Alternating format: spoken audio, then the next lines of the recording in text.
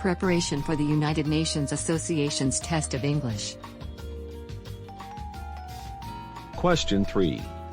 The ASEAN Way is said to be a process of consultation and decision-making of the association, from the time of its establishment in 1967. Explain the ASEAN Way, and discuss its pros and cons. This essay consists of 5 paragraphs. 1.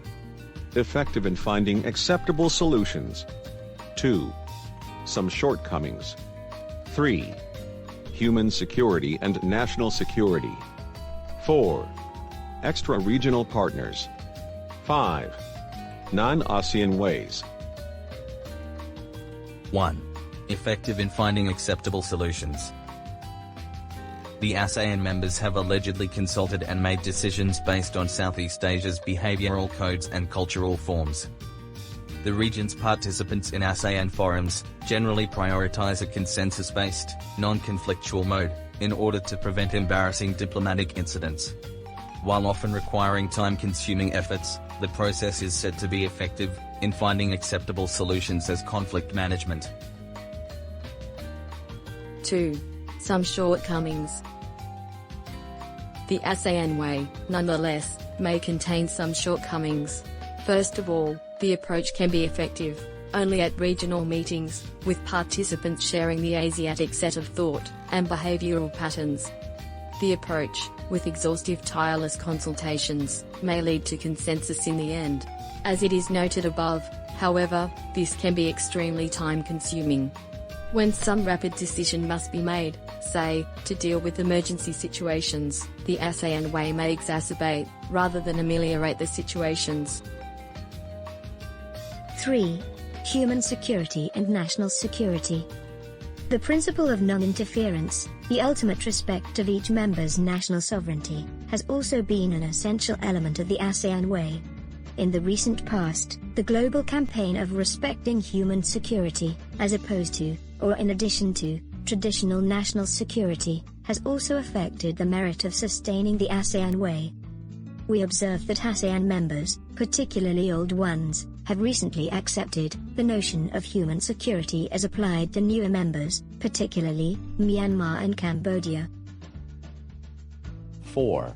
Extra-regional partners.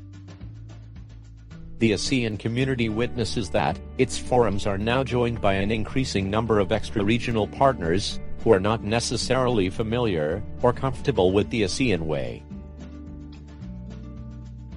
5. Non-ASEAN Ways.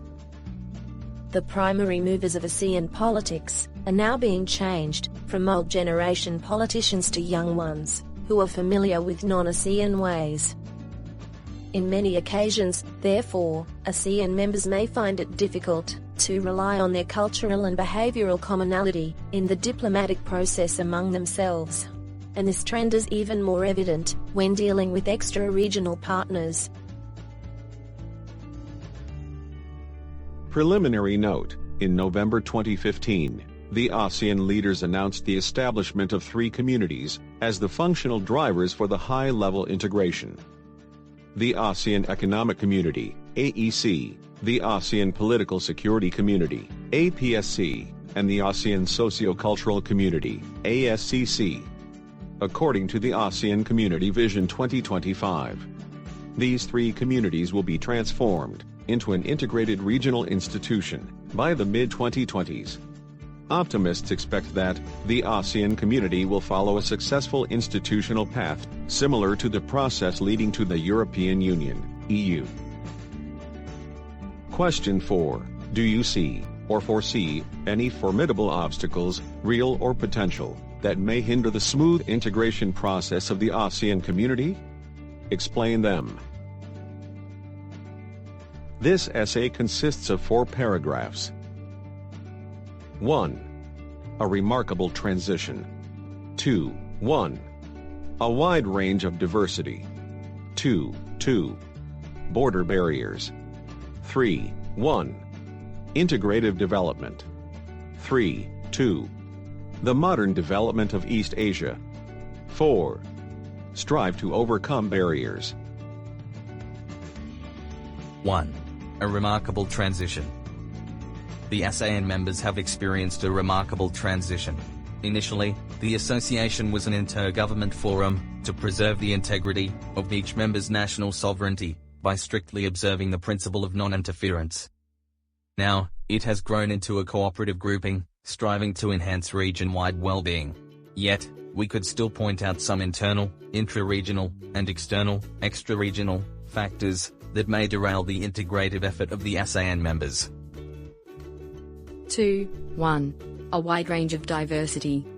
As for internal factors, we note that the ASEAN community is made of 10 members that exhibit a wide range of diversity in territorial size, ethnicity, linguistic and religious makeup of their population.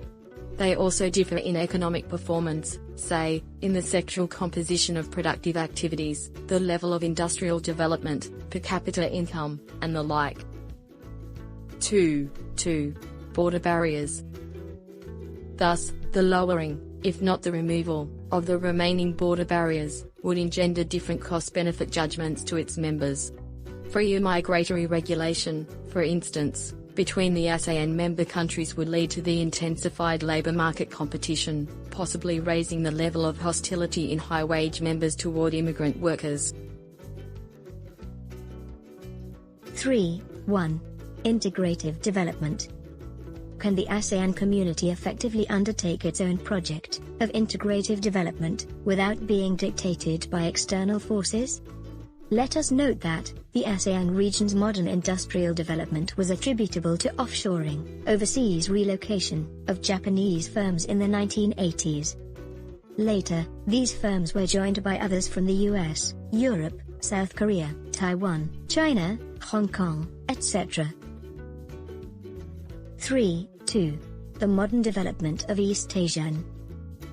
More broadly, the modern development of East Asia, including the ASEAN region, has been driven by meeting extra-regional markets' demand, most importantly North America, Europe, and now China. This means that any major changes in sentiment in extra-regional markets, as seen recently in the US, could affect the productive activities, thus, integration process, of the ASEAN community. 4. Strive to overcome barriers. In conclusion, the ASEAN track record shows that its members have managed their integration process well. They will continue to strive to overcome these internal and external barriers discussed above. As the US-China conflict continues, we must keep an eye on the future trends of ASEAN countries, aiming to survive. Thank you for watching. Have a good one. Cheers.